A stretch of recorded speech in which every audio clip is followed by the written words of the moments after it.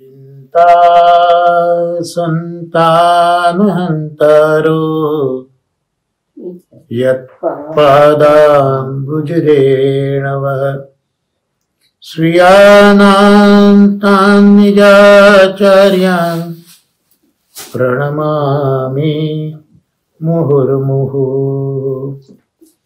यदनुग्रहतो जन्तुः सर्वदुःखातिगो भवेत् तमहं सर्वदा वन्दे श्रीमद्वल्लभनन्दनम्। सुलभ्य सर्वेषां श्रीगोपीजनवल्लभम्। गुणगानं मुदा कुर्वे तस्य तुष्टै स्वभावतः। वन्दे नन्दव्रजस्त्रीणां पादरेणुमभीक्ष्णशः। यासां हरिकथोद्गीतं पुनाति भुवनत्रयम्। श्री महाप्रभुजी ना अनुग्रहથી પરમ ભાગવત શ્રી કૃષ્ણશંકર શાસ્ત્રીજી અને શ્રી નવનીત પ્રિય શાસ્ત્રીજીના આશીર્વાદથી અને પરમ ભગવદીય શ્રી કીર્તનભાઈ શાસ્ત્રીની પ્રેરણાથી શ્રીમદ ભાગવતનું અધ્યયન શ્રી મહાપ્રભુજીએ બતાવેલા અર્થ પ્રમાણે આપણે કરવાનો એક વિનમ્ર પ્રયત્ન કરી રહ્યા છે. ગયા ગુરુવારના સત્સંગથી શ્રીમદ ભાગવતના પ્રથમ સ્કંધનું અધ્યયન શ્રી મહાપ્રભુજીએ શરૂ કરાવ્યું છે. ત્યાં સૌ પ્રથમ જે 3 મંગલાચરણ પ્રથમ સ્કંદના પ્રથમ અધ્યાયમાં છે, એ 3 મંગલાચરણ પૈકીનું પહેલું મંગલાચરણ એનું આપણે અવગાહન કર્યું હતું. સર્વ વૈષ્ણવોને વિનંતી કરું છું કે આપ બધા શ્રીમદ ભાગવતને પધરાવીને એમાં આ જે શ્લોક છે તેનું મારી સાથે ગાન કરજો તો આનંદ વિશેષ આવશે. તો પ્રથમ શ્લોક આપણે બોલીએ છીએ. જે રીતે મહાત્મ્યમાં સચ્ચિદાનંદ રૂપાય વિશ્વોત્પત્યાદિ હેતવે તાપત્ર વિનાશાય શ્રી કૃષ્ણાય વયમ નમઃ, એ શ્લોક પ્રાય આપણને બધાને કંઠસ્થ છે. એમ આ પ્રથમ સ્કંદમાં મંગલાચરણનો પ્રથમ શ્લોક પણ શ્રી મહાપ્રભુજીની કૃપાથી આપણે કંઠસ્થ કરવો જ જોઈએ. તો આ શ્લોક આપણે આજે બોલીએ ફરીથી. જન્માદ્યસ્ય યતોન્વયાદિ તરતશ્ચાર્થેષ્વ વિઘ્નસ્વરાટ તેને બ્રહ્મહૃદા આદિકવયે મુહ્યન્તિ યत् સૂરયઃ તેજો વા વિમૃદાં યથા વિનિમયો યત્ર ત્રિસર્ગો મૃષા ધામ્ના સ્વેન સદા નિરસ્તકુહકં સત્યમ પરમ ધીમહિ. આ પ્રથમ શ્લોકનો જે શબ્દાર્થ છે તે આપણે જોઈ ગયા હતા, પણ એને આપણે રિકેપ જરા જોઈ લઈએ. તો પરબ્રહ્મ છે, એ પરબ્રહ્મ એ આ જગતની ઉત્પત્તિ કરે છે, એનું પાલન કરે છે, સંહાર પણ કરે છે. આ જ પરબ્રહ્મ જગતના કાર્ય રૂપે પણ છે અને કારણ રૂપે પણ છે. આવું આ પરબ્રહ્મ સર્વજ્ઞ છે, સ્વયં પ્રકાશ છે અને એ પરબ્રહ્મનું સ્વરૂપ એવું છે કે જેથી વિદ્વાનો છે એ વિદ્વાનો પણ મોહિત થાય છે, મોહ પામે છે. એ પરબ્રહ્મે બ્રહ્માજી કે જે આદિ કવિ છે એને વેદ આપ્યા અને આ પરબ્રહ્મના દેહ, ઇન્દ્રિય, પ્રાણ, અંતઃકરણ એ જે મનુષ્ય જેવા છે એવા નથી, એ મિથ્યા છે, એક આભાસ માત્ર છે. અને આ પરબ્રહ્મ એ કપટને દૂર કરે છે. આવું પરબ્રહ્મ એ જ સર્વશ્રેષ્ઠ સત્ય છે અને એવા સત્યનું અમે ધ્યાન કરીએ છીએ અને ભજીએ છીએ. પ્રથમ સ્કંદની વિશે પણ આપણે થોડી વાતો કરી હતી અને હવે આપણે આ શ્લોકના પ્રત્યેક જે શબ્દો છે તે સમજવાનો ખૂબ જ ધીરજપૂર્વક એકાગ્રતાથી પ્રયત્ન કરવો પડશે. આમ તો આપણા ક્રમ પ્રમાણે પ્રથમ શ્લોક એનું ગાન થયું, પ્રથમ શ્લોકનો શબ્દાર્થ પણ થયો, પણ આપણે શ્રી મહાપ્રભુજીના અર્થો પ્રમાણે હવે સમજવાનું છે. તો મહાપ્રભુજીએ 7 પ્રકારના અર્થો આપ્યા, બધા જ જાણો છો.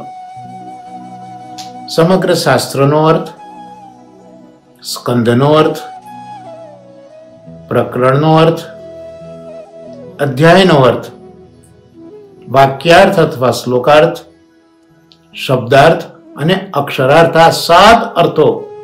અને મહાપ્રભુજી તો આજ્ઞા કરે છે પોતાના વેદાંતમાં કે આ અર્થો મેં નથી ઉત્પન્ન કર્યા, પણ પરંપરાથી આ અર્થો ચાલ્યા આવ્યા છે. જે તિરોહિત થયા હતા ઠાકોરજીની આજ્ઞાથી હું આ પ્રગટ કરી રહ્યો છું.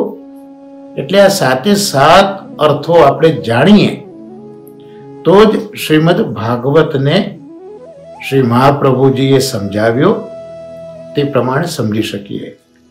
તો હવે એમાં જે 7 અર્થો જે છે એમાંના પહેલા 4 અર્થો કયા કયા? સમગ્ર શાસ્ત્રાર્થ, બીજો સ્કંદાર્થ, ત્રીજો પ્રકરણાર્થ, ચોથો અધ્યાયાર્થ. આ ભાગવતાર્થની અંદર શ્રી મહાપ્રભુએ બતાવ્યા. અને વાક્યાર્થ કાં તો શ્લોકાર્થ, શબ્દાર્થ અને અક્ષરાર્થ આ સુબોધિનીજીમાં બતાવ્યા. તો આપણે બંને પ્રકારે શ્રી મહાપ્રભુજીની કૃપાથી અને પરમ ભાગવત બંને શ્રી કૃષ્ણશંકર શાસ્ત્રીજી અને શ્રી નવનીત પ્રિય શાસ્ત્રીજી ના આશીર્વાદથી ધીરે ધીરે પણ મક્કમપણે સમજવાનો એક પ્રયત્ન શરૂ કરવો છે. તો આ પહેલા જ શ્લોકમાં જો આપણે ભાગવતાર્થનો વિચાર કરીએ તો ગયા સત્સંગમાં આપણે થોડો વિચાર કર્યો જ હતો કે ભાઈ આ સમગ્ર ભાગવતનો જે અર્થ છે તો એ સમગ્ર ભાગવતનો અર્થ તો દરેક જગ્યાએ એપ્લિકેબલ છે. કારણ કે સમગ્ર શાસ્ત્રમાં ચાહે આપણે અક્ષર જોઈશું, શબ્દ જોઈશું, વાક્ય જોઈશું, અધ્યાય જોઈશું, પ્રકરણ જોઈશું કે સ્કંદ જોઈશું, પણ દરેકનો અર્થ તો એક જ છે, આનંદ પૂર્વક હરિની આનંદવાળી લીલા. તો આ પહેલા શ્લોકમાં જે સમગ્ર શાસ્ત્રનો અર્થ તો આ થયો કે આનંદરૂપ હરિની આનંદવાળી લીલા. ત્યાર પછી એટલે આપણે પેલા ભાગવતાર્થ જોઈ રહ્યા છે તો આમાં સમગ્ર શાસ્ત્રનો અર્થ આપણે પહેલો અર્થ જોયો. હવે બીજો અર્થ સ્કંધાર્થ. તો શ્રીમદ ભાગવતમાં 12 સ્કંદ બિરાજે છે. તો એમાં આ જે શ્લોક છે એ પ્રથમ સ્કંદની અંદર બિરાજે છે. પ્રથમ સ્કંદ એ ઠાકોરજીનો દક્ષિણ ચરણારવિંદ છે અને આ પ્રથમ સ્કંદ છે એ પ્રથમ સ્કંદમાં જે આ પ્રથમ શ્લોક છે એ પ્રથમ સ્કંદની અંદર કયા પ્રકરણમાં આવ્યો તો જે હીન કક્ષાના જે અધિકારીઓ સમજાવ્યા છે તો એ પ્રથમ સ્કંદના પહેલા અધ્યાયમાં તો એનો અધ્યાયાર્થ થયો અને એટલે જે 3 અધ્યાયો છે પૂર્વા તો મંગલાચરણ છે એટલે મંગલાચરણને કોઈ અધ્યાય સાથે કોઈ સંબંધ નથી પણ જે પ્રથમ અધ્યાય છે એ પ્રથમ અધ્યાયની શરૂઆતમાં મંગલાચરણ કરેલું છે પણ એનો અધ્યાય તો પ્રથમ છે એવું આપણે અહીંયા કહી શકીએ અને એ જે અધ્યાય છે એ અધ્યાયની અંદર આ પ્રથમ શ્લોક આવ્યો તો એ પ્રથમ શ્લોકનો આપણે જે અર્થ છે એ અર્થ આપણે જોયો, સ્કંદ જોયો, અધ્યાય જોયો અને પછી એનો શ્લોક જે છે એ આપણે હવે જોઈએ તો શ્લોકનો અર્થ આપણે જોયો. તો હવે શ્લોકના અર્થ કર્યા, શ્લોકાર્થ કર્યા એ પછી આપણે હવે શબ્દાર્થ કરવો પડશે અને અક્ષરાર્થ કરવો પડશે. તો એ તરફ આપણે આગળ વધીએ.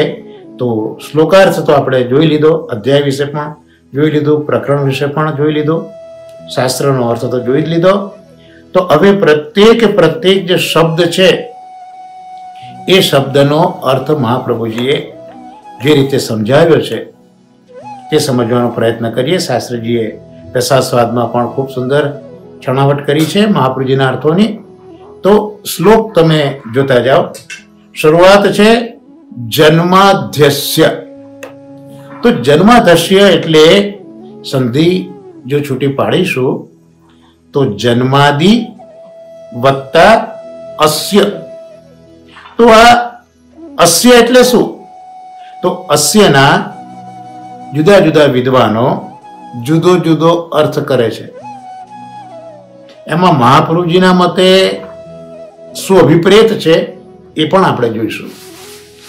પણ જન્માદિ વત્તા અસ્ય એટલે એક વિચારધારા એવી છે કે અસ્ય એટલે આ દેખાતું જગત, જે આપણને દેખાઈ રહ્યું છે તે જગત, એના માટે અસ્ય કહેવાયો. તો જન્માદિ અસ્ય એટલે જન્મ એટલે આવિર્ભાવ, જન્મ એટલે આવિર્ભાવ અને અસ્ય એટલે આ દેખાતું જગત. તો આ જે જન્મ છે એ જન્મ આદિ, તો જન્મ પછી એની સ્થિતિ અને એનો પ્રલય. તો જન્માદિમાં આ 3 અર્થો આવ્યા કે એક તો જન્મ પછી એની સ્થિતિ અને પ્રલય. એટલે જે જગત છે એ જગતનો જન્મ, જગતની સ્થિતિ અને જગતનો પ્રલય. તો 3 પરિસ્થિતિ થઈ ને, જન્મ, સ્થિતિ અને પ્રલય. તો જન્મ, સ્થિતિ, પ્રલયમાં પહેલું શું છે તો જન્મ છે. એટલે બીજો અર્થ આ કર્યો કે જન્મ આદિ. તો જે જગતના જન્મ, સ્થિતિ અને પ્રલયમાં પહેલું શું આવ્યું? આદિ. એટલે પ્રથમ શું આવ્યું? તો જન્મ આવ્યો. તો આ જન્માદિનો આ પહેલો અર્થ આવો કર્યો કે જન્મ જેમાં આદિ છે એટલે પહેલા છે એનું નામ જન્માદિ થયું. અને આ જન્માધસ્ય એટલે જગતનું જન્મ, જગતની સ્થિતિ અને જગતનો પ્રલય. તો આ જન્માદિ શબ્દનો અર્થ અહીંયા આપણે જોયો. જન્માધ્યસ્ય જે છે ને આપણે સંધિ છૂટી પાડી છે, જન્માદિ વત્તા અસ્ય. તો આ આપણે અત્યારના સુબોધિનીજી પ્રમાણે શબ્દાર્થ અને અક્ષરાર્થ જોવાનો પ્રયત્ન કરી રહ્યા છે. તો આ જન્માદિનો આપણે અર્થ જોયો, અને અસ્ય એટલે એક વિચારધારા, આ દેખાતું જગત, આ આપણે જોયું. હવે પછી કે જન્માદ્યસ્ય, પછી શબ્દ છે યતઃ. આખું જે શબ્દ છે ને યતોન્વયાદિ, તો અહીંયા સંધિ છૂટી પડી, તો યતઃ એ શબ્દ અહીંયા આવશે. તો યતઃ શબ્દનો શબ્દાર્થ શું છે? તો યતઃ એ સંસ્કૃત ગ્રામર પ્રમાણે અવ્યય કહેવાય. અવ્યય એટલે જેનો વ્યય થતો નથી, એને તમે ગમે તે જગ્યાએ એપ્લાય કરો પણ એનો વ્યય ન થાય, એનું મૂળ રૂપ એનું એ જ રહે, એને અવ્યય કહેવાય. તો યતઃ એ અવ્યય છે. એટલે મહાપ્રભુજી સમજાવે છે કે યત શબ્દ એ બ્રહ્મવાચક છે. યત શબ્દથી બ્રહ્મનું નિરૂપણ અહીંયા કરવામાં આવ્યું છે. અને આ અવ્યય છે ને, અને બ્રહ્મ સાથે સરખાવી તો કેમ? તો ભગવાન પોતે એ પોતાની બે શક્તિઓ છે, આવિર્ભાવ અને તિરુભાવ. તો એ શક્તિઓ વડે ભગવાન ક્રીડા કરે છે, પણ એમાં ભગવાનમાં કોઈ જ વિકૃતિ આવતી નથી. ભગવાન અવિકૃત છે. આ આપણે આગળ જોઈશું અવિકૃતપણું. પણ ટૂંકમાં યત અવ્યય છે એટલે ભગવાન પોતે જગત રચે છે, જગતના સર્વ પદાર્થો રૂપે થાય છે, પણ ભગવાનમાં કોઈ ફેરફાર થતો નથી. એટલે એનું સૂચન કરવા માટે અહીંયા યતઃ શબ્દ મહાપ્રભુજીએ સમજાયો છે. એટલે બ્રહ્મમાં કોઈ જ વિકૃતિ આવતી નથી. કઈ રીતે? તો દાખલા તરીકે દૂધમાંથી દહીં બન્યું, તો દૂધ દહીંમાં પરિવર્તિત થયું, તો એ શું થયું? દૂધની વિકૃતિ થઈ. એ પાછું દહીં દૂધ બની શકવાનું નથી, તો આ વિકૃતિ થઈ.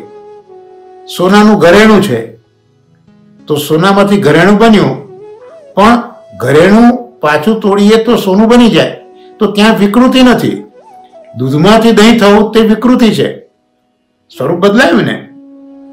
જ્યારે સોનામાંથી આભૂષણ થયું, પણ આભૂષણ પાછું સોનું થયું, તો ત્યાં વિકૃતિ નથી. તો અહીંયા ઠાકોરજી પણ જેમ પેલું સોનું પુનઃ અલંકારમાંથી સોનું બની જાય, એમ ઠાકોરજી પણ આ જગત રૂપે બન્યા, પાછું જગતને પોતાનામાં સમાવી લે. તો આ રીતે ઠાકોરજીમાં કોઈ વિકાર આવતો નથી. હવે કોઈ પણ પદાર્થ હોય, એ પદાર્થના 6 પ્રકારના વિકારો હોય છે. એ યાસ્ક મુનિ થઈ ગયા, એમને નિરુક્ત નામના ગ્રંથમાં, નિરુક્ત એ વેદનો એક અંગ છે, 6 વેદાંગ છે. વેદની રક્ષા કરે એનું નામ વેદાંગ. 6 વેદાંગો શાસ્ત્રોએ બતાવેલા છે. તો એ 6 વેદાંગમાં નું એક અંગ એ આ નિરુક્ત છે. તો એ જે નિરુક્ત ગ્રંથ યાસ્ક મુનિએ લખ્યો, એમાં દરેક પદાર્થમાં જે 6 વિકારો થાય છે ને, એ બતાવે છે. જેમ દૂધમાંથી દહીં બન્યો વિકાર થયો, તો કોઈ પણ એક પદાર્થ, ઓવરઓલ કોઈ પણ પદાર્થ, એમાં શું શું ફેરફારો થાય છે એ યાસ્ક મુનિએ બતાવ્યા છે. 6 પ્રકારના ફેરફારો યાસ્ક મુનિ બતાવે છે. એક તો જન્મવું, ત્યાર પછી હોવું, એની સ્થિતિ હોવી. તે જો આપણે આપણી લાઈફ સાથે પણ જોઈએ તો તરત ખ્યાલ આવશે કે આપણો જન્મ થયો, પછી આપણી સ્થિતિ છે, પછી એમાં ફેરફાર થાય. એક નાનું બાળક છે, એનું ત્યાં અસ્તિત્વ તો છે, પણ ધીરે ધીરે એમાં ફેરફાર થાય. આપણે ફેરફાર જોઈ શકીએ છીએ. આપણા નાનપણના ફોટા અને અત્યારના ફોટામાં કેટલો ફેરફાર લાગે છે, તો એમાં ફેરફાર થાય. પછી વધવું, ફેરફાર તો થાય. ઘણી વખત આપણે સમાજમાં પણ જોઈએ, એક બાળકનો જન્મ થયો હોય તો જન્મે એનો કહો કે ભાઈ એની માં જેવો લાગે છે, થોડા દિવસ પછી કે એના બાપ જેવો લાગે છે. તો આ ફેરફાર જન્મતાની સાથે એની સ્થિતિ પછી પણ ફેરફાર તો છે, અને પછી વધવું. ધીરે ધીરે એનું શરીર વધે, એનું ઊંચાઈ વધે. તો આ વધવું એ ચોથો ફેરફાર. ત્યાર પછી ક્ષીણ થવું. જેમ જેમ ઉંમર થતી જાય એમ પેલા વાળ ધોળા થતા જાય, આંખે મોતિયો આવતો જાય, કાનમાં બેરાશ આવતી જાય. તો આ બધું ક્ષીણ થવું. અને છેવટે પછી નષ્ટ થવું. એટલે પછી જે જીવ હતો તે નીકળી ગયો. તો આમ જે પદાર્થ છે એ પદાર્થના 6 વિકારો બતાવ્યા છે. તો જેમ આગળ પણ આપણે જોયું જન્માદિમાં કે જગતનો જન્મ, જગતની સ્થિતિ અને જગતનો લય. તો આ જગતની 3 અવસ્થામાં આદિ શું છે? તો જન્મ છે. તો આ એક અર્થ બતાવ્યો કે જ્યાં જન્મ, સ્થિતિ અને પ્રલયમાં સૌ પ્રથમ જન્મ છે, માટે ત્યાં જન્માદિ અર્થ કર્યો. અને અહીંયા યાસ્ક મુનિની વ્યાખ્યા પ્રમાણે જે પદાર્થના 6 પ્રકારો આપણે જોયા કે જન્મવું, ત્યાર પછી હોવું, ફેરફાર થવો, વધવું, ક્ષીણ થવું અને નાશ પામવું. તો આ 6 પ્રકારમાં પણ અહીંયા પહેલું શું છે? જન્મ છે. તો આ જન્માદિનો બીજો અર્થ આ પ્રકારે કરેલો છે. અને હવે મહાપ્રભુજીની વાત લઈએ તો મહાપ્રભુજી આજ્ઞા કરે છે કે જન્માદ્યસ્યમાં જે આદ્યસ્ય છે, આદ્ય, જેનો આપણે અર્થ આગળ જોયા દેખાતું જગત, જ્યારે મહાપ્રભુજી આજ્ઞા કરે છે કે આસ્ય એટલે એનો અર્થ આકાશ. આ જે ભેદ છે ને, શા માટે શ્રી મહાપ્રભુજીનું વેદાંત સમજવું જોઈએ? તો બધાએ અહીંયા જે અર્થ બતાવ્યો આદ્યનો, એ જગતના અર્થમાં બતાવ્યો. અને શ્રી મહાપ્રભુજી આદ્યનો અર્થ આકાશ બતાવે છે. અને જો આપણે અત્યારના વિજ્ઞાનને પણ વિચારીએ, વૈજ્ઞાનિક દ્રષ્ટિ જોઈએ, તો પહેલા તો આકાશનું નિર્માણ થયું છે. આકાશ જ આદિમાં છે. પછી ક્રમશઃ બધા મહાભૂતો આવ્યા છે. એટલે શ્રી મહાપ્રભુજીની દ્રષ્ટિમાં જે આદ્ય એનો અર્થ આકાશ છે. એટલે મહાપ્રભુજી આજ્ઞા કરે છે કે જન્મ વત્તા આદ્યસ્ય આકાશસ્ય યતઃ. એટલે જ્યાં આકાશનો જન્મ થયો છે તે, એવી રીતનું મહાપ્રભુજી અહીંયા સમજાવવા માંગે છે. એટલે આચાર્યજીના મતે આકાશનો જન્મ જેનાથી થયો છે તે અહીંયા મુખ્ય અર્થ લેવાનો છે. એટલે જન્માદ્યસ્ય યતઃ, તો આકાશનો જન્મ પહેલા થયો છે તેને આપણે મુખ્ય અર્થ તરીકે અહીંયા લેવાનો છે.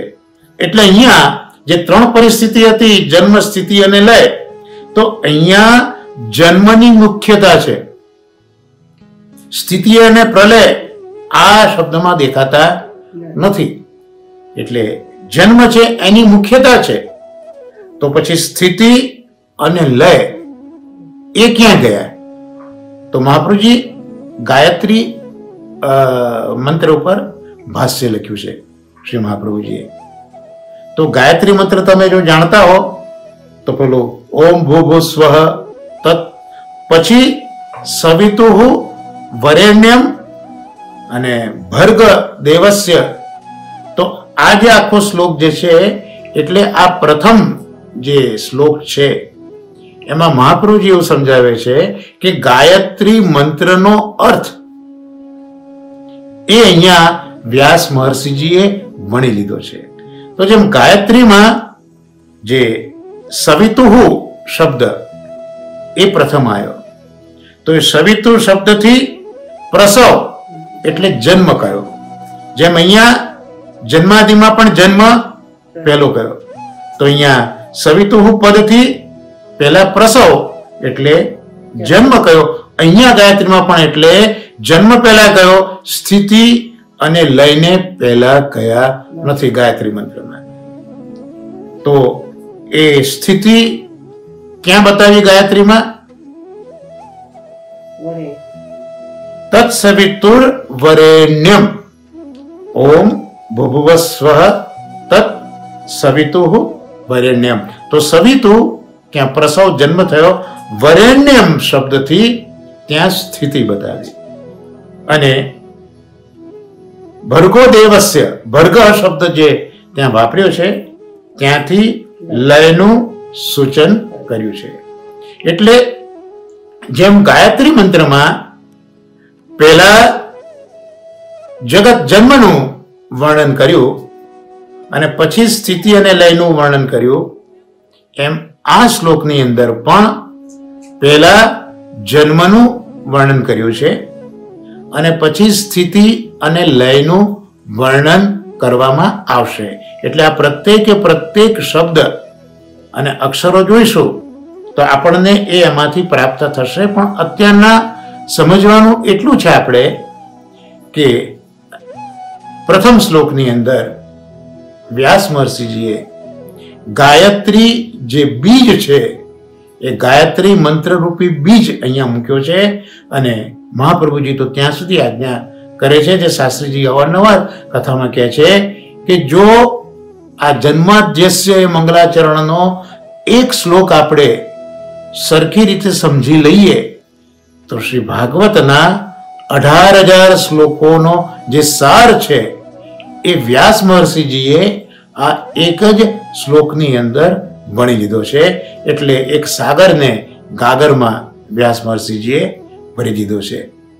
તો અહીંયા આપણે જન્માદ્યસ્ય પદ વિશે વિચાર કર્યો, ગાયત્રી સાથેની એની તુલના કરી, અને હવે જે શબ્દાર્થ અને અક્ષરાર્થ આપણે જોવાના છે સુબોધિનીજી પ્રમાણે, એમાં આપણે આગળ વધીએ. તો જન્માદ્યસ્ય એ આપણે જોઈ લીધું. શરૂઆત આપણે જન્માદ્યસ્યથી કરી. પછી શ્લોકમાં જુઓ, જન્માદ્યસ્ય પછી યતઃ એ શબ્દ આવશે. તો યતઃ એટલે આપણે આગળ તો જોયું કે યત અવ્યય છે, તો ભગવાનમાં કોઈ જે વિકૃતિ આવતી નથી એને આપણે સમજીએ કે કઈ રીતે અહીંયા યત શબ્દ મહાપ્રભુજી સમજાવે છે. તો આ જગત બન્યું, એ જગતમાં ભગવાને અનેક પદાર્થો બન્યા, રચ્યા. તો જગત રૂપે પણ ભગવાન અને જગતના પદાર્થો, ચાહે જડ હોય કે ચાહે જીવ હોય, ચાહે આકાર હોય કે ચાહે નિરાકાર હોય, પણ જગતના પદાર્થ માત્ર, જેમ તાનસેનજીએ કહ્યું છે ને કે તું જ સૂર્ય, તું જ ચંદ્ર, તું જ ગગનના તારા, તું જ મેરુ પર્વત, તું જ સમુદ્ર, તું જ સાત દ્વીપ, એવું તાનસેને આ એક પદ બનાવ્યું છે. તેરી ગતિ અગાધ નિરંજન નિરાકાર નારાયણ. તો એ નારાયણ નિરાકાર છે, નિરંજન છે. અને એ જ તાનસેનજી કહે છે કે તું જ આ પૃથ્વી રૂપે બન્યો, તું જ સમુદ્ર રૂપે બન્યો, તું જ સાત દ્વીપ રૂપે બન્યો, તું જ મેરુ પર્વત બન્યો, તું જ આકાશ બન્યો, અને તું જ સૂર્ય ચંદ્ર અને આ ગગનના તારાઓ છે એ પણ તું જ બન્યો, તું જ વાયુ છે. તો આ તાનસેનજીએ બતાવ્યું છે. આ જો જન્માદ્યસ્ય શ્લોકનું કેટલું બધું વજન આ બધા કીર્તનમાં આપણને જોવા મળે છે. એટલે યતઃ શબ્દ એ બતાવે છે કે ઠાકોરજી આ જગતની તો રચના કરી, પણ જગતના દેખાતા સર્વ પદાર્થો એ રૂપે પણ ઠાકોરજી છે. પણ યત એવું કહે છે કે ઠાકોરજી આ બધું બન્યા, પણ એમાં કોઈ જાતની વિકૃતિ આવતી નથી. જે આપણે આગળ જોયું, દૂધમાંથી દહીં વિકૃતિ, ઠાકોરજીમાં કોઈ વિકૃતિ આવતી નથી. એટલે ઠાકોરજી પોતે જ જગતનું કારણ છે. ઠાકોરજી પોતે જ જગત રૂપે પરિણામ પામે છે. પણ ઠાકોરજીમાં જે પરબ્રહ્મ કૃષ્ણ છે એમાં કોઈ વિકૃતિ આવતી નથી. એવું આ યતઃ શબ્દ ઓળખાય છે. આપણા સુબોધિનીજી જોઈ રહ્યા છે મહાપ્રભુજીના પ્રમાણે, કારણ કે શબ્દાર્થ અને અક્ષરાર્થ આપણે જોઈએ છે. તો યતઃ શબ્દનો અર્થ સુબોધિનીજીમાં આવો કર્યો કે જગત રૂપે પ્રભુ બન્યા, જગતના પદાર્થ રૂપે બન્યા, પણ પ્રભુમાં કોઈ વિકૃતિ નથી. એટલે જગત એ અવિકૃત પરિણામ છે. એટલે વેદાંતમાં આને અવિકૃત પરિણામવાદ તરીકે ઓળખવામાં આવે છે. તો આ યત શબ્દના સુબોધિની આવું આપણે સમજાય. એટલે હવે જે બ્રહ્મ છે એ બ્રહ્મમાંથી જગત બન્યું, અવિકૃત પરિણામવાદ જોયો. પણ આપણે કોઈ પણ વસ્તુને બનાવવી હોય તો એમાં બે મુખ્ય વસ્તુઓ જોઈએ. દાખલા તરીકે આપણે માટીનો ઘડો બનાવવો છે, તો માટીનો ઘડો બનાવવો હોય તો માટી પણ જોઈશે, પછી કુંભાર જોઈશે, અને કુંભાર એકલો બી નહીં ચાલે, પેલો ચાકડો જોઈશે, એને ફેરવવાનો લાકડાનો દંડો જોઈશે, તપાવવા માટે અગ્નિ જોઈશે, આ બધું જ જોઈશે. તો માટીનો ઘડો બન્યો, એમાં દરેક વસ્તુઓ અલગ અલગ છે. માટી જુદી છે, કુંભાર જુદો છે, ચાકડો જુદો છે, પેલો અગ્નિ જુદો છે, લાકડાનો દંડો જુદો છે. તો આપણે વિચાર આવે કે ભગવાને આ જે જગત રૂપી જે કાર્યનું નિર્માણ કર્યું એમાં બધું અલગ અલગ છે, એમાં પણ પેલા ઘડાની માફક બધું જુદું જુદું છે. તો જે અહીંયા છે એ બધું જ ઠાકોરજી જ છે. એટલે ઠાકોરજીને કોઈ જાતના સાધન કે સહાયની જરૂર ઠાકોરજીને પડતી નથી. તો આપણે જે માટીનું દ્રષ્ટાંત આપ્યું, તો ત્યાં જે માટી છે એ માટીને ઉપાદાન કારણ કે વેદાંતની ભાષા છે, એટલે થોડોક મગજ કસવું પડશે, અને એનો બીજો કોઈ સીધો સાદો અર્થ થતો નથી. પણ જેમાંથી કંઈક વસ્તુ બની એ ઉપાદાન, એટલે માટીમાંથી બન્યું ને, એટલે માટીમાંથી ઘડો ઉત્પન્ન થયો એટલે ઉપાદાન કારણ એને કહેવાય. એનું બીજું સમવાયી કારણ પણ એને કહેવાય. વેદાંતના આ બધા શબ્દો છે. એટલે કોઈ એક વસ્તુની રચનામાં એક ઉપાદાન અથવા તો સમવાયી કારણ હોય, અને બીજું નિમિત્ત કારણ હોય. જેમ આ કુંભાર છે, ચાકડો છે, બધા નિમિત્ત બન્યા, તો એને નિમિત્ત કારણ કહેવાય. તો એક ઘડા જેવી વસ્તુમાં કે સોનાના અલંકારો બનાવો, એમાં માત્ર એક વસ્તુથી ચાલતું નથી. એમાં ઉપાદાન કારણ હોય, એમાં નિમિત્ત કારણ હોય. પણ અહીંયા આ જગતની રચનામાં નિમિત્ત કારણ એ પણ અલગ નથી, અને ઉપાદાન કારણ એ પણ અલગ નથી. જેમ ત્યાં ઉપાદાનમાં માટી છે ઘડામાં, એમ અહીંયા ઉપાદાનમાં પણ ઠાકોરજી જ છે. અને ઘડામાં જે નિમિત્ત કારણ કુંભાર ને પેલો ચાકડો અને લાકડાનો દંડો ને અગ્નિ છે, એમ અહીંયા એ બધું જ નિમિત્ત કારણ પણ ઠાકોરજી છે. એટલે વેદાંતની ભાષામાં અહીંયા જે નિમિત્ત કારણ અને ઉપાદાન કારણ એ ભિન્ન નથી, અભિન્ન છે. તો અહીંયા આ જગતની રચનામાં નિમિત્ત કારણ અને ઉપાદાન કારણ એ ભિન્ન નથી, અભિન્ન છે. માટે વેદાંતની ભાષામાં આને અભિન્ન નિમિત્ત ઉપાદાન કારણ તરીકે પણ ઓળખવામાં આવે છે. તો આ બધું અઘરું લાગે, સમજુ છું, પણ આપણે જ્યારે શ્રી મહાપ્રભુજીના 7 અર્થો સમજવા હશે ત્યાંનું વારંવાર પુનરાવર્તન કરવું પડશે. આપણે સ્કૂલમાં કે કોલેજમાં જઈએ છીએ ત્યારે વિષયો આપણા માટે તો નવા જ હોય છે, તો એ શરૂઆતમાં અઘરા લાગે જ છે. પણ જેમ જેમ એને આપણે વારંવાર વાંચતા જઈએ, સમજતા જઈએ, વિચારતા જઈએ, તેમ તેમ પછી એ વિષય આપણને સરળ લાગે છે. એમ અહીંયા પણ આપણા માટે આ બધા શબ્દો, આ બધી વેદાંતની પરિભાષા એ આપણા માટે ચોક્કસ નવું છે. પણ આપણે એમાં મહાપ્રભુજીના અનુગ્રહથી અને પરમ ભાગવતો બંને દાદાજી અને નંદપ્રિય શાસ્ત્રીજીના આશીર્વાદથી આગળ વધવું છે.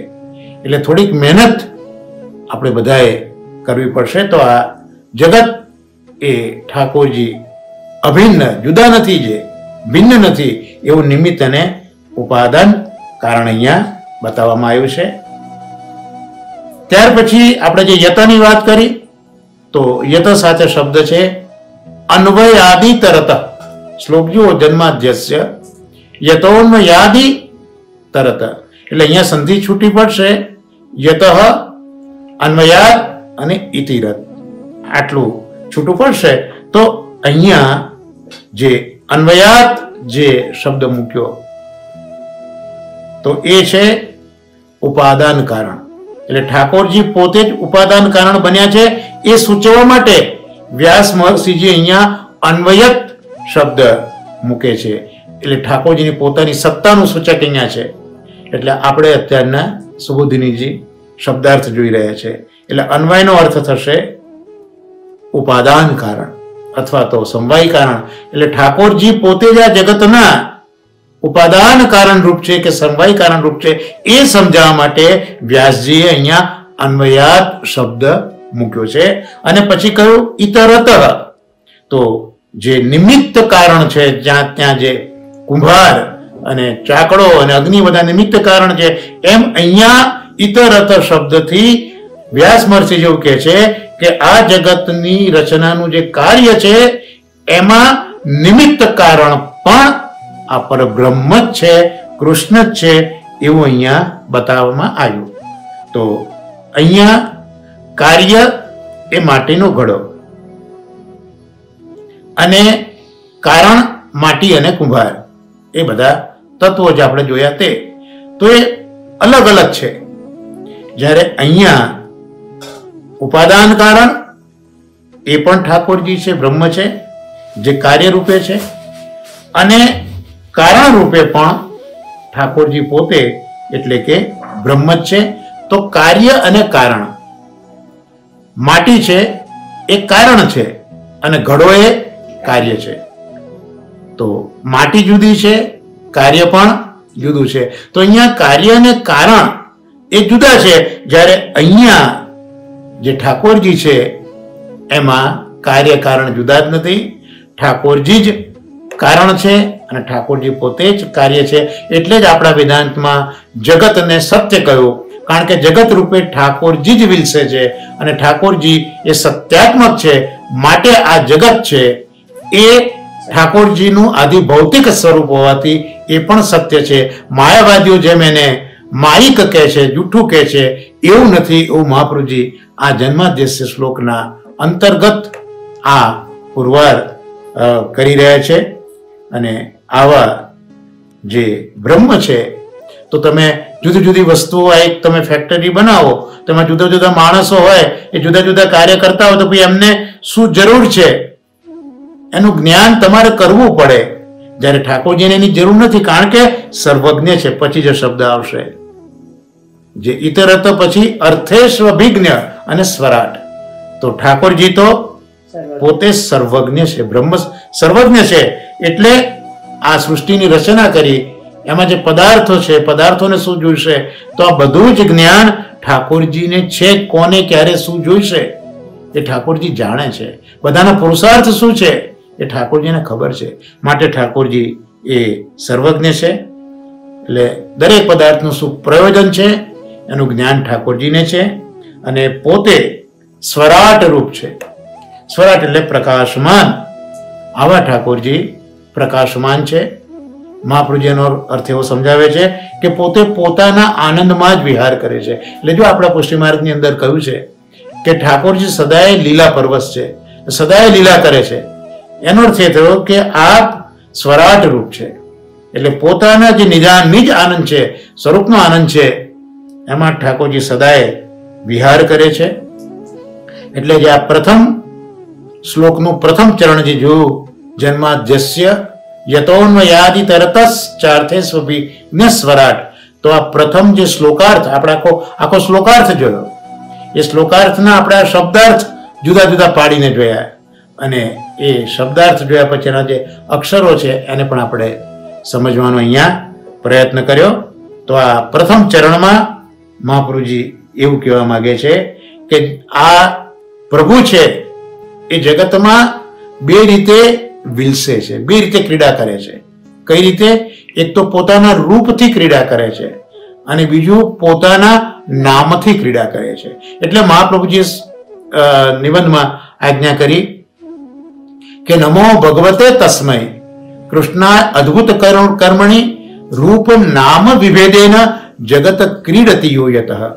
તો આપણા જે કૃષ્ણ છે એ જગતમાં ક્રીડા કરે છે બે પ્રકારે, એક તો રૂપથી અને બીજું નામથી. તો આ જગત રૂપી જે રૂપ છે એ પણ ભગવાન જ છે. તો આ જગત રૂપી જે રૂપ છે એ જે ઠાકોરજીનું સ્વરૂપનું વર્ણન એ આ પ્રથમ ચરણમાં કર્યું છે.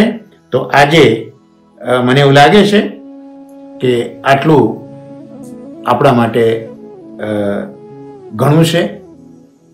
ફરીથી સ્વીકારું છું કે અઘરું છે, પણ અઘરું કહીને મહાપ્રભુજીના સેવકે છોડી ન દેવાય. કારણ કે મહાપ્રભુજીએ કેટલો બધો અથાગ પ્રયત્ન કર્યો. ખાલી આ જન્માદ્યસ્ય શબ્દનો જ વિચાર કરજો કે આદ્ય એટલે આકાશ એવું મહાપ્રભુજી આપણને સમજાવે છે અને તેનું વિજ્ઞાન કહે છે કે સૌ પહેલો જન્મ આકાશનો છે. તો મહાપ્રભુજીના સેવક અને આશ્રિત હોવાના નાતે આપણે હવે આ જે શ્લોક આજે આપણે સત્સંગમાં જોયો એ ઘરે જ્યારે સમય મળે ત્યારે શાસ્ત્રીજીનું રસાસ્વાદ ખોલી અને આ શ્લોકને વાંચવાનો પ્રયત્ન કરજો. તો આજે આ જે કંઈ આપણે શબ્દો, એના અર્થો અને મહાપ્રભુજીએ સુબોધિની જે પ્રગટ કર્યા છે તે આપણે ફરીને યાદ કરીને, ફરિયાદ ન કરતા કે અઘરું છે, પણ ફરીને યાદ કરજો મહાપ્રભુજી કવી રીતે.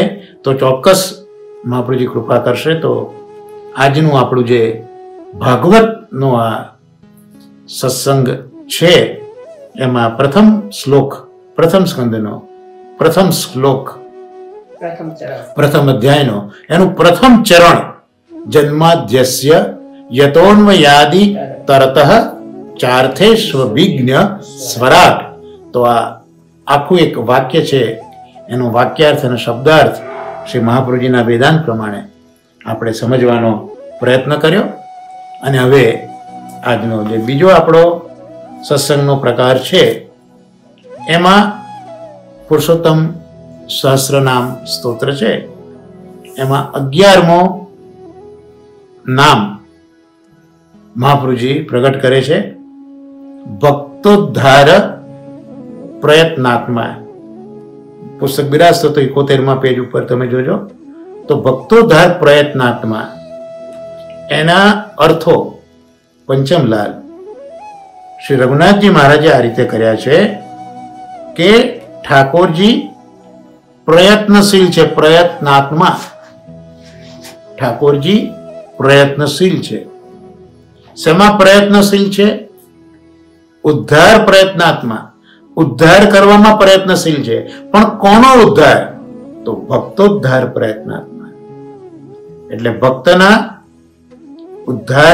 ઉદ્ધાર કરવામાં જે પ્રયત્નશીલ છે એવા આ કૃષ્ણ પરબ્રહ્મ છે એવું સમજાયું. બીજો અર્થ કર્યો કે ભક્તનો ઉદ્ધાર ક્યાંથી કરવાનો? એના અનુસંધાનમાં તો ભક્ત છે એને 3 પ્રકારના તાપ છે, આદિ ભૌતિક, આધ્યાત્મિક અને આદિ દૈવિક. તો આ 3 પ્રકારના તાપ ભક્તો એનાથી પરેશાન છે. ભક્તોને આ 3 પ્રકારના તાપ, આદિ ભૌતિક, આધ્યાત્મિક, આદિ દૈવિક નડે છે. તો એ પોતાના ભક્તોના આ 3 પ્રકારના જે તાપ છે એને દૂર કરવાનો પ્રયત્ન જેમનું અંતઃકરણ છે, જેમનો પ્રયત્ન પોતાના ભક્તોના આ 3 તાપને દૂર કરવામાં જ જેમનો પ્રયત્ન છે, જેમનો આત્મા છે, પ્રયત્નાત્મા, જેમનો આત્મા આ ભક્તોના 3 તાપને દૂર કરવામાં છે. એટલે એમાંથી એમને દૂર કરવામાં છે ભક્તોને આ 3 તાપમાંથી. આવો બીજો અર્થ અહીંયા કર્યો. અને ત્રીજું ભક્તોનો ઉદ્ધાર એટલે ભક્તોને ભગવાનની અલૌકિક લીલામાં પ્રવેશ કરવાના સાધન રૂપ એવા પુરુષોત્તમ. તો પ્રભુ પોતે જ અહીંયા સાધન બની ગયા. જેમ હમણાં જ આપણે જન્માદ્યસ્યમાં જોયું ને કે પેલા કુંભારને તો કેટલા બધા સાધનો જોઈએ છે એક ઘડો બનાવવા માટે. અહીંયા પ્રભુ પોતે જ સાધનરૂપ બન્યા છે. શેના સાધનરૂપ બન્યા છે? તો અલૌકિક લીલામાં પ્રવેશ કરાવો છે ભગવાને. પોતાની અલૌકિક લીલામાં ભગવાને પ્રવેશ કરાવો છે. કોનો પ્રવેશ કરાવો છે? તો ભક્તોનો પ્રવેશ કરાવો છે.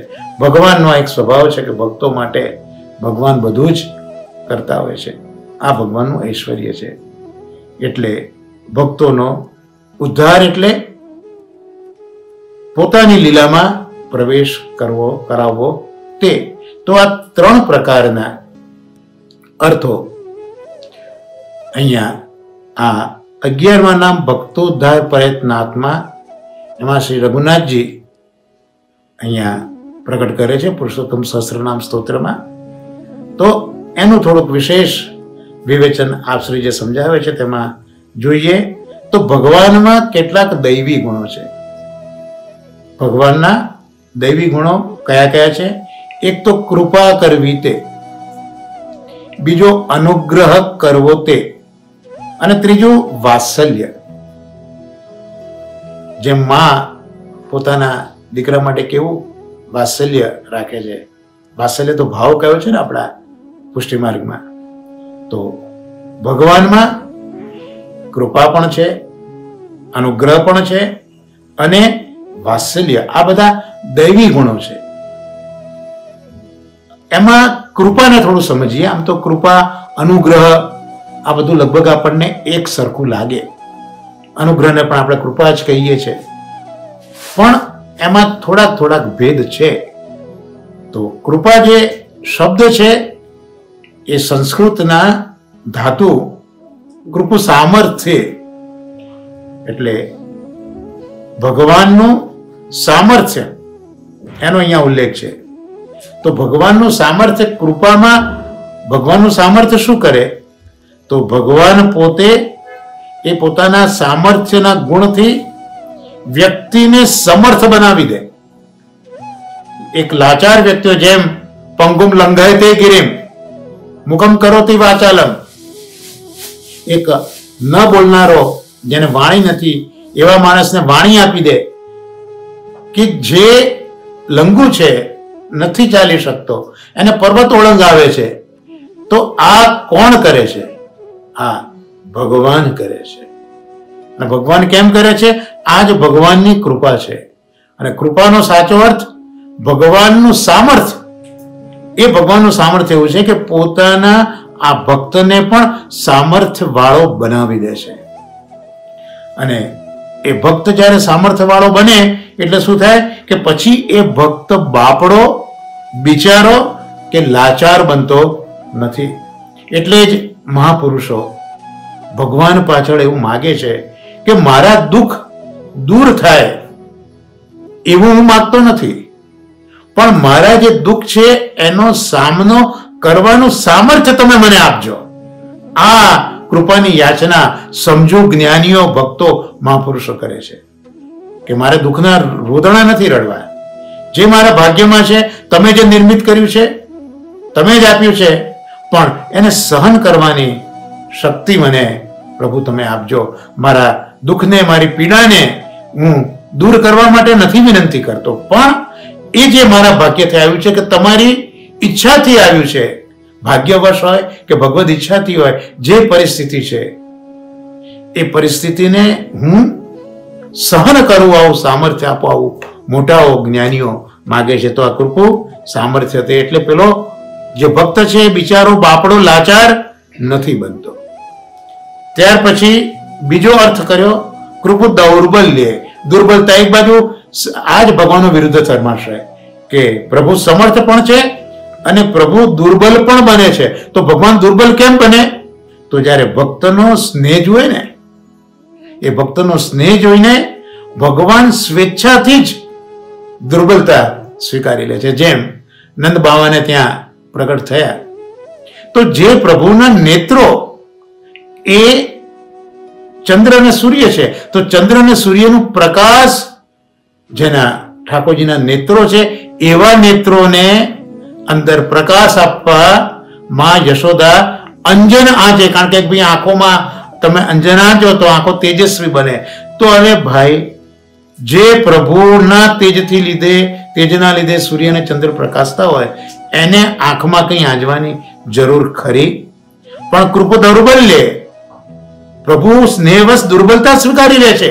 એટલે માં અંજન આંજે છે તો ભગવાને અંજન પણ એને આંજવા દે છે.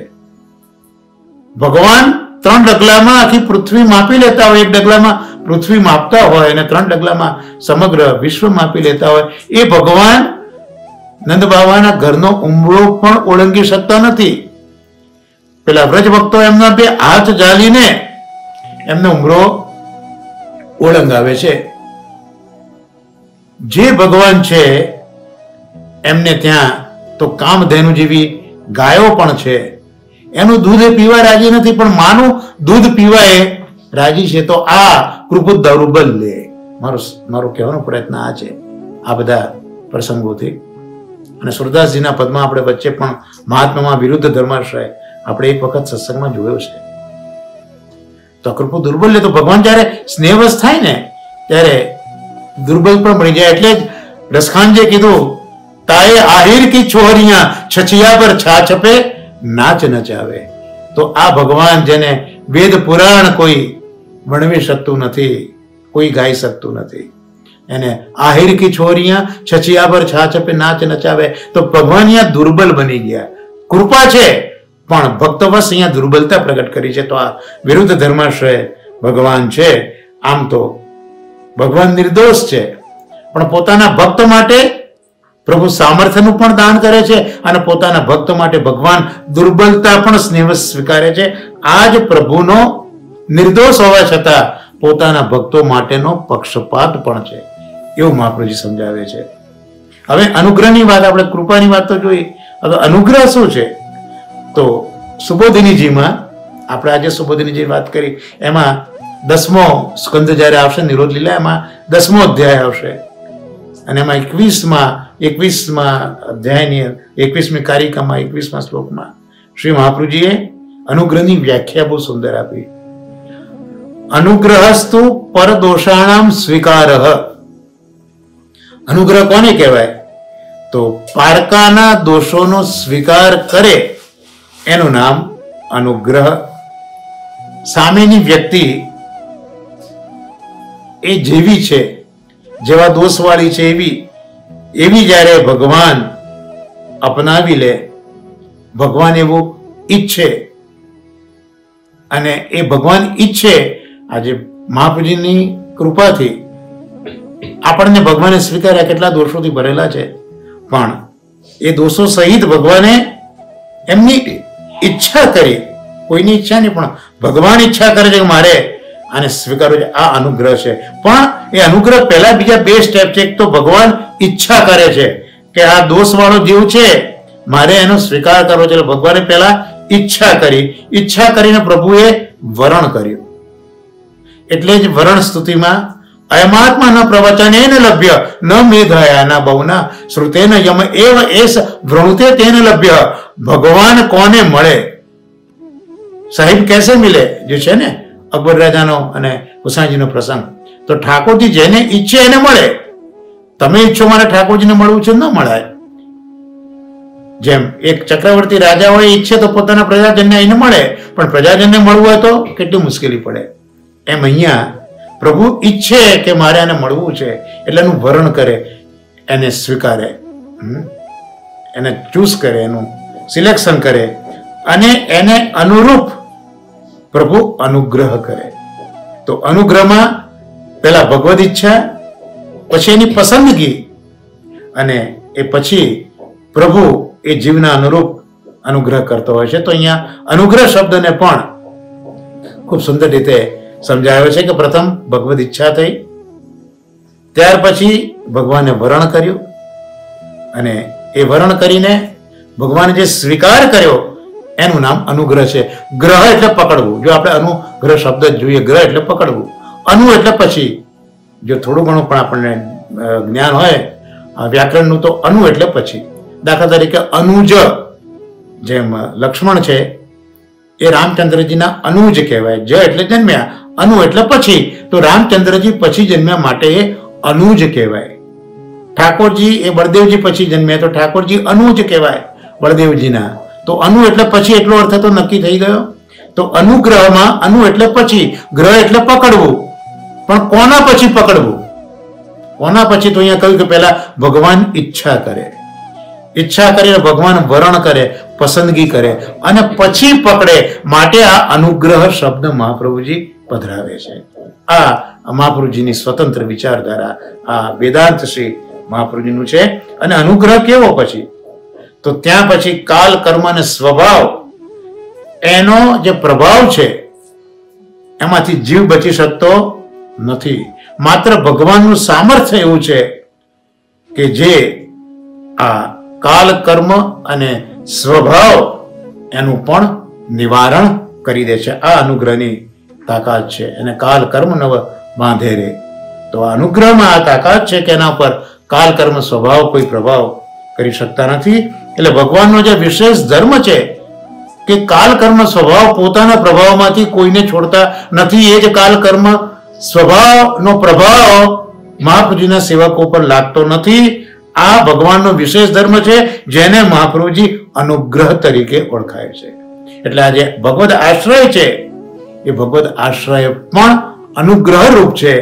એમ અહીંયા શ્રી પંચમલાલજી રઘુનાથજી અહીંયા સમજાવે છે. અને ભગવાન સ્નેહવશ, આપણે જોયું ને, કૃપુ દુર્બલ્ય, ભગવાન સ્નેહવશ દુર્બળ બની જાય છે. તો જેમ એક માતા હોય કે પિતા હોય, તો પિતા ગમે તેટલો મોટો મહાન વ્યક્તિ હોય પણ એનો પુત્ર જોશે તો એ વખતે એ પિતા હોય કે માતા હોય, ગમે તે પ્રોફાઇલ એમની ઊંચી હોય પણ પોતાના પુત્રને જોશે. એટલે એ પોતાની બધી જ ડિગ્રી કે પોતાના બધા જ જે સોશિયલ સ્ટેટસ છે એ ભૂલી જશે. આપણે સામાન્ય જોઈએ કે ગંદુ ગોબરું છોકરું કાદવમાં રમતું રમતું દોડતું આવ્યું, માને જોઈને માને મીઠડાઈ વળ્યું, તો માં પહેલા છોકરાને ધોશે કે માને મીઠડાઈ વળશે? જેવો હશે જેવો તેવો મારો છોકરો છે, માને મીઠડાઈ વળશે. આ જે સ્નેહ છે ત્યાં આ દુર્બળતા સ્નેહવશ પ્રગટ થઈ. તો પ્રભુ પણ આવી રીતે સ્નેહવશ દુર્બળતા પ્રગટ કરે છે. તો આ પણ એક કૃપાનું દ્રષ્ટાંત અહીંયા આપ્યું છે. અને ભગવાનને તો પોતાના ભક્તો માટે વાત્સલ્ય છે. જેમ માતા પિતાને સંતાન માટે વાત્સલ્ય છે એમ ભગવાનને પણ વાત્સલ્ય છે. એટલે ભગવાન માફી પણ આપી દે છે. મા બાપ પોતાના છોકરાઓને માફ કરી દે છે. એનું કારણ આ જ છે કે પોતાના ભક્તો માટે વાત્સલ્ય છે. એટલે ભગવાનમાં રહેલી દયા, ભગવાનમાં રહેલી અનુકંપા, ભગવાનમાં રહેલી કરુણા એ આ પોતાના ભક્તોને વાત્સલ્યના ભાવથી માફ કરે છે. તો આ ભગવાનના દૈવી ગુણો આપણે જોયા. એટલે આ દૈવી ગુણના લીધે જ ભગવાનનો જે સ્વભાવ છે, સ્વભાવ બન્યો છે. તો આવો ભગવાનનો સ્વભાવ જે દૈવી ગુણોથી આપણે જોયો, દયા, કરુણા, અનુકંપા, તો એનાથી ભગવાન ભક્તોનો ઉદ્ધાર કરવા માટે પ્રયત્નશીલ થાય છે. ભગવાન કઈ રીતે ઉદ્ધાર કરે છે, કેમ કરે છે, તો એનું આ વિશદ વર્ણન શ્રી રઘુનાથજી મહારાજ આપણને આ નામમાં સમજાવે છે. શા માટે ભગવાન આવું કરે છે ભક્તો માટે? તો ભગવાનના ભક્તો તો સાધનોથી દિનહીન છે. ગોકુળમાં પ્રભુ પ્રગટ થયા, મહાપ્રભુજી આજ્ઞા એ જ કરે છે કે નિસ્સાધન આ ગોકુલ છે. નિસ્સાધન જીવોના ફલાત્મા બનીને ઠાકોરજી આવ્યા છે. તો પ્રભુના ભક્તો એ દિનહીન છે, એટલે લાચાર નથી પણ નિસ્સાધન છે. એટલે પોતાના ઉદ્ધાર માટે જે શાસ્ત્રોએ સાધનો બતાવ્યા એવા સાધનો ભગવાનના આ ભક્તો કરી શકતા નથી, માટે નિસ્સાધન છે. એટલે આવા ભક્તોનું તો સાધન એક જ છે, મેરો તો આધાર શ્રી વલ્લભ કે ચરણારવિંદ. તો આ ભગવાનના ભક્તો છે, એમને તો ભગવાનનો ચરણ, એમનું શરણ એ જ એકલો આધાર છે. એટલે આવા ભક્તો જેમને પ્રભુના ચરણનું શરણ છે તો એનો ઉદ્ધાર એટલે જ પ્રભુ સિવાય બીજું કોણ કરી શકવાનું હતું. માટે જ દયાનિધિ ભગવાન પોતાના જે ભક્તો છે એ ભક્તો ઉપર અનુગ્રહ કરવા પ્રગટ થયા છે. અહીંયા જે પોતાના ભક્તો છે એના તરફનો ભગવાનનો એક જે વિશેષ ભાવ છે જે એનું અહીંયા આ વર્ણન કર્યું છે. એટલે ભગવાન પોતે પ્રગટ થાય છે અને ભક્તોને શરણે લે છે.